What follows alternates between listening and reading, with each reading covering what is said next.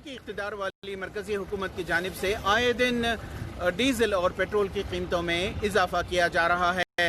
इस इजाफे के खिलाफ आज मारूफ समाजी कारकुन वाटाल नागराज की क़ियादत में एक पुरजोर और अनोखा एहतजाज का एहतमाम किया गया, जिसमें सैकड़ों की तादाद में समाजी कारकुनान मौजूद रहे और मरकज़ी हुकूमत के ख़िलाफ़ नारेबाजी की गई और पुरजोर मुतालबा किया गया कि इन बढ़ती कीमतों पर रोक लगाई जाए।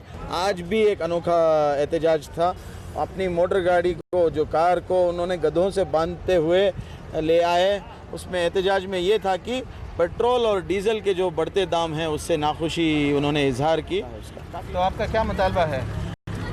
सस्ता मिलना चाहिए। लोगों के पास नौकरी नहीं है, पैसा नहीं है। हम डिमांड करते हैं कि पेट्रोल के प्राइसेस घटें। जो टैक्सेस हैं सबसे ज़्यादा हैं कहीं देखा जाए तो।